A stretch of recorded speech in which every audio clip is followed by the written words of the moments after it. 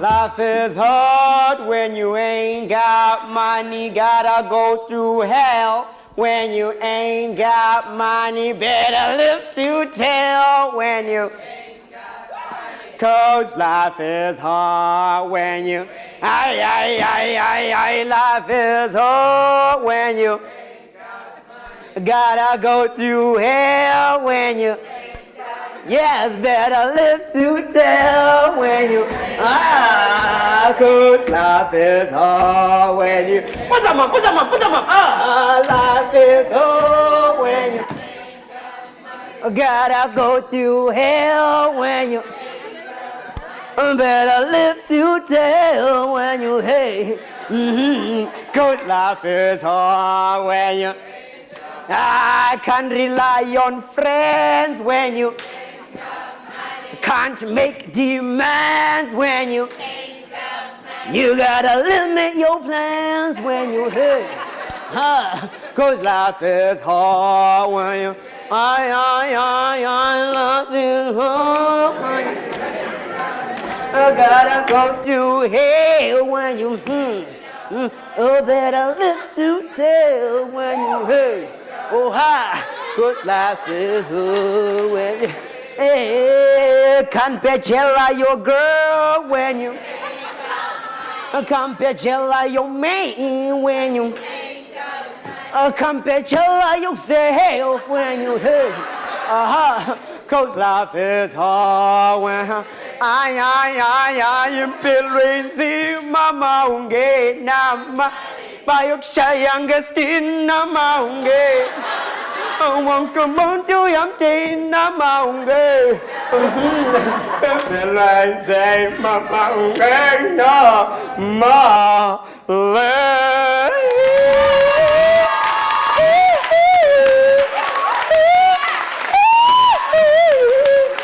Yeah, gonna get a hustle. Let me a hustle. I'm gonna get a hustle. Where's a hustle? Now they call me Little Hustle, the one who strangles the struggle without a muscle. I don't think you heard, man. I don't think you heard. Oh yes, they call me Little Hustle, yes, the one who strangles the struggle without a muscle. And now, as Little Hustle was singing his #1 song, Hustle, you done heard a brother right there who sang with everything he got, Hustle. My brother, I understand you, my brother. My brother's with me. My brother knows what Little Hustle is talking about, Hustle. Because you got to understand that in the indigenous language, A says Zolo. Yeah, A says Zolo, yes. There's a powerful saying that goes, Obosha Bendoda in Komozake, Hustle. Now, for those who ain't inclined with the indigenous language, A says Zolo. What this simply means is that if you is a poor man, you is an ugly man, Hustle. Oh yeah, that's what they Zolo say. That's what they Zolo say. My brother, if you is poor, you is ugly, don't matter how much time you spend in front of the mirror. You can wear blankets all you want, Hustle. You can out here trying to do all that and leave the metro to the police, Hustle. Hustle, yeah. What matters is the incommos you have in the A-Seba, yeah, hustle. Now, Little Hustle's got a plea to all the ladies today. You gotta understand that if he ugly, that man's half poor, and he ain't trying to change it, you gotta leave him. Oh yeah, you done heard me right. You gotta leave, because if you don't leave him, he gonna infect your kids, Hustle. You're gonna have a household filled with ugly babies just running around your house, ugly babies just running around your house, because you know these ugly brothers make many ugly babies, Hustle. All right, now there's a reason why Little Hustle's here today. Let's not waste any time. The reason why Little Hustle's here today is to introduce my brother, Vus'umuzi Phakathi. Now, before I bring him to stage, I'd like for you to look to your neighbor and say, neighbor. Say, neighbor. Say, neighbor. Tis gonna vote the Malangaps. Tis gonna vote the Malangaps. Tis gonna vote the Malangaps. Say, neighbor. The Malangaps, neighbor. Say, neighbor. The Malangaps, neighbor. Hustle. All right, now without any waste of time, we ain't got much time. Let's bring Vus'umuzi to the stage. Everybody, welcome Vus'umuzi Phakathi. Hey!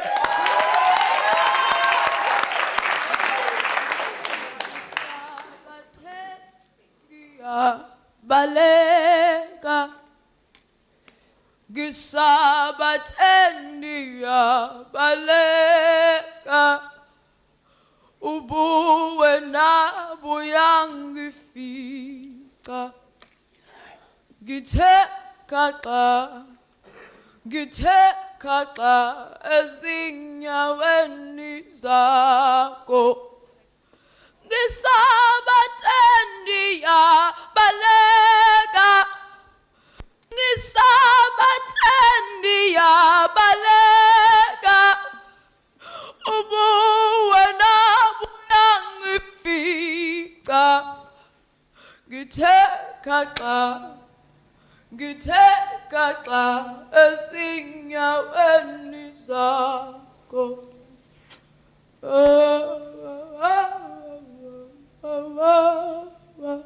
hanging from a rusty silver lining in the backyard of my mother's greatest fears were my father's jeans, the attire of a martyr. Yesterday, today, still slightly damp from my failed attempts of bleaching off clean his colorful dreams, I wear them. I wear them.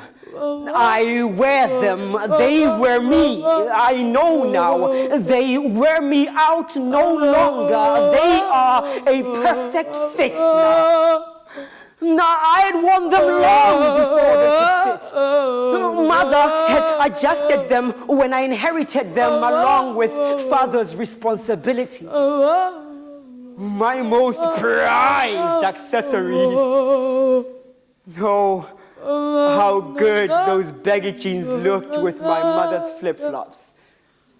The only pair I could wear, as it were, that was not my own.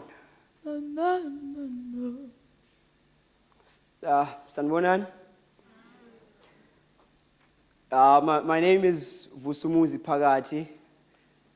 I am a mending man, raised by a broken man and stitched together by a towering woman.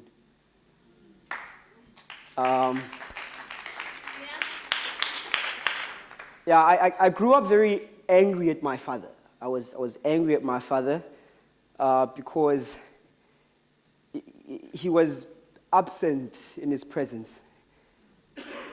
And his broken pieces filled my mother's kitchen. Well, our whole house.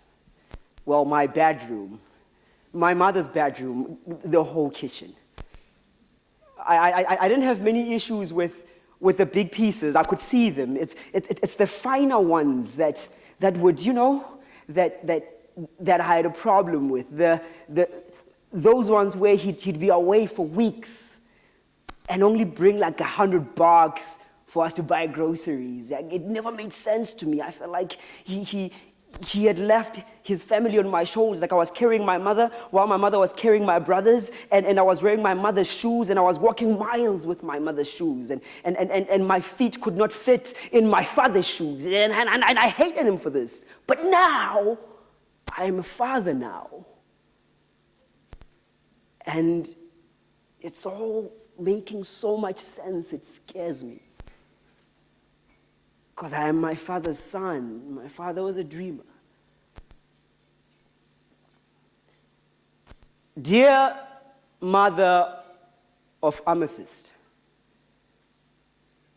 the sun is a brutal beast to the dreamer, a dexterous archer firing rains of reality rays to they that rise to war. In life, this war-torn village.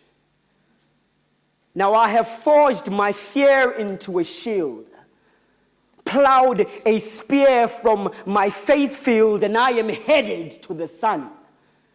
So before our young is able to mount her years and reach for the door handle, do tell her that her father rode the wind without a saddle.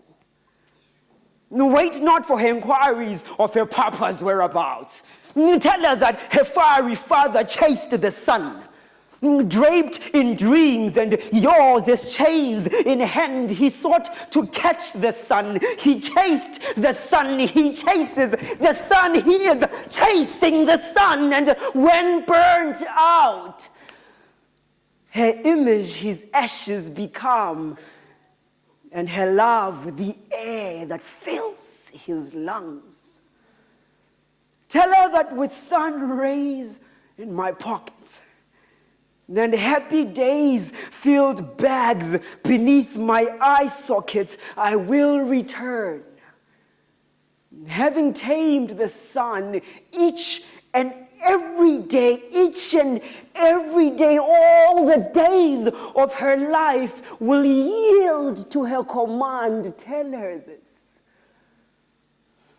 Tell her that this pragmatic cremation and recreation of self is my way of showing her. Tell her that I love her. Sincerely, Father of Amethyst. Dear Amethyst,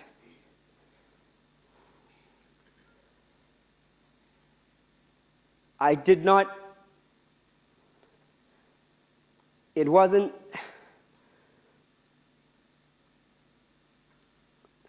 when in search for a life partner, seek for yourself a home, a dwelling place for your being, and a refuge for your mind. Seek for yourself one that you will be free to be yourself with. Seek for you. But first, seek for yourself. And baby, once you have found yourself, remember that love is the death of the caterpillar and the birth of the butterfly. It is the slaying of the calf and the feeding of the calf. It is the act of giving self to take care of the next. In fact, it is that emotion expressed through action, that feeling translated in doing. Indeed, you need not say, I love you to the one you love. Rather, aim for the one you love to say, you truly love me. For the presence, absence, and intensity of love is affirmed by those that it is directed to. Now, when the sun rises, does it declare to the earth that I have risen? Is it not the birds that welcome its presence with a song? The flowers that open up to experience its expression, the fields that feed off its radiance and energy, and men that wake to face another day, exclaiming its intensity in each day. Hey, love is likened to the sun. So when you love, remember that God is love. So when you are in love, you are in God. Sincerely yours, Ubabako. Okay,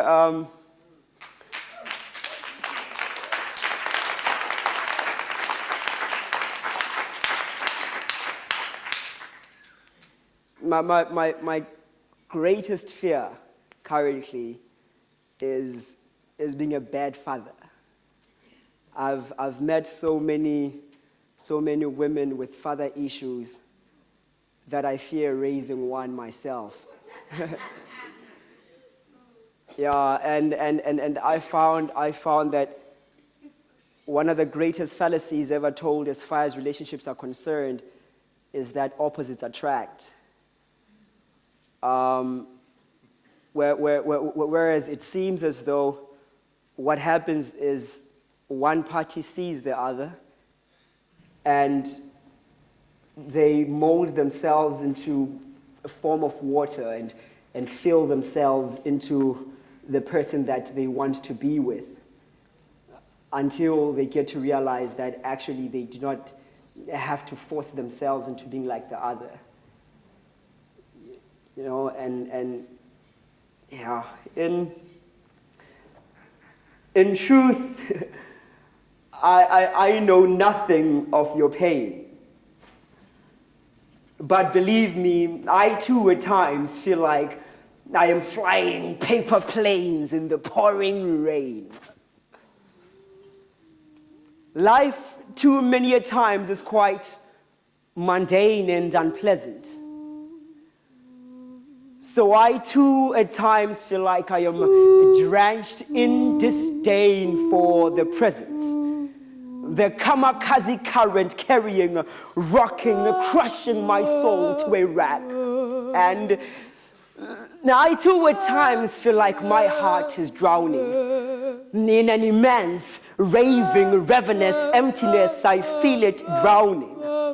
A heavy heart, suspended anchor to a wrecked, sinking soul. I so at times feel like I am not coping.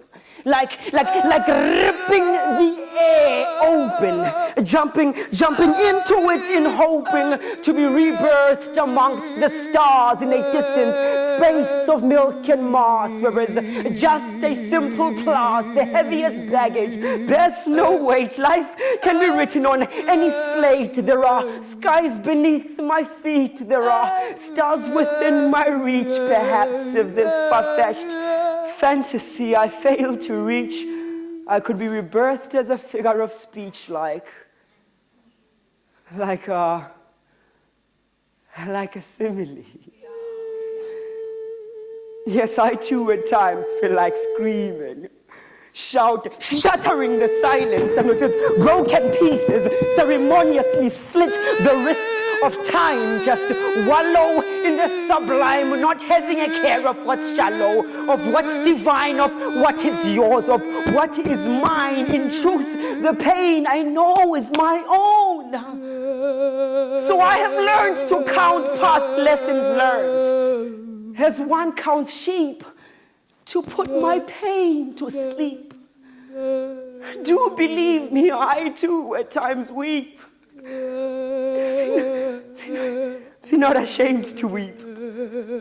Excrete what is not, for what is not is simply not. It is nothing. Nothing ever is until it is. The most sacred slippery floor is upholding what is not as though it is, with the hope of it becoming. So in the process of your becoming, understand that even water can kill a plant. So I should have a measure of what I want. Understand that memories soon forgotten are memories with the least impact. In fact, attempting to forget those with the major impact only causes us more pain. In so doing, we dwell in the pain of the past and fail to experience the joys of the present. Joys that turn into more pain when we realize that in our melancholic state we failed to experience. So let us not attempt to forget, but rather learn to understand and accept that the essence and purpose of existence is experience. So let us savor every moment. Let us experience. In truth, I do not know your pain, but do trust I know plenty of my own. And even in our deepest pain, we ought to learn to live out happiness. All else is frivolity.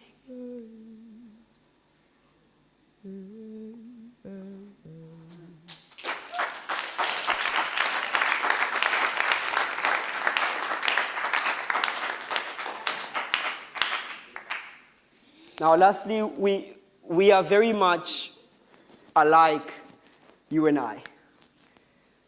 The same at birth, bearing a simple task.